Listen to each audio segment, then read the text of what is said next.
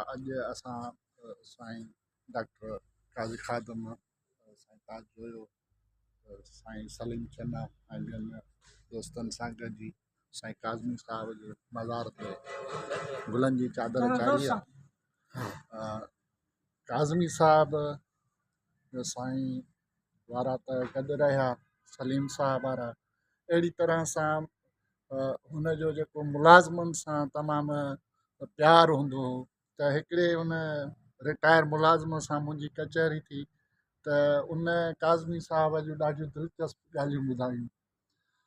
दिलचस्प ॻाल्हियूं त साईं उसूलनि वारो हो ऐं पंहिंजे टाइम जो तमामु पाबंद।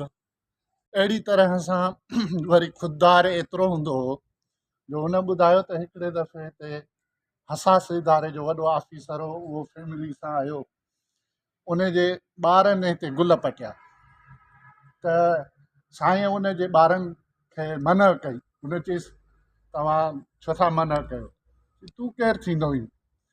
त अहिड़ी तरह सां साईं जे लाइ माना वरी हुन फ़ोन घुमाई ऐं साईं खे पोइ वरी जेको आहे सो कमिश्नर वटि उहा ॻाल्हि पहुती। कमिश्नर हुनखे सम्झायो बाबा साईं बुज़ुर्ग माण्हू आहे ऐं पंहिंजे उसूलनि वारो आहे, अहिड़ी ॻाल्हि कान्हे। त या अहिड़ी तरह सां हिन इदारे सां वरी एतिरी मुहबत जो जेकॾहिं हिते स्वीपर या सैनेटरी वर्कर कमु जे ॾींहुं न ईंदो हो त उहो कमु पाण कंदो हो।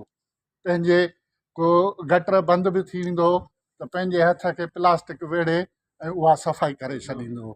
जेके उन ॻाल्हियूं ॿुधायूं त अहिड़ा प्यारु कंदड़ इदारनि सां माण्हू तमामु घटि आहिनि। असांखे साईं काज़मी साहिब ते फ़ख़्रु आहे जेको हिन आर्ट जो कमु कयो आहे, हमेशह ज़िंदा रहंदो। लख कुर्ब सिंधी अदबी संगत जी बिल्कुलु बिस्मिल्लाह साईं बिस्मिल्लाह साईं असीं सभु सिंधी अदबी संगत हैदराबाद जा दोस्त हिते गॾु थिया आहियूं साईं ज़फ़र काज़मी खे भेटा ॾियण जे लाइ। उन ॾींहुं क़बर मुबारक ते असीं गुलनि जूं चादरूं चाढ़ण लाइ हिते हाज़िर थिया आहियूं।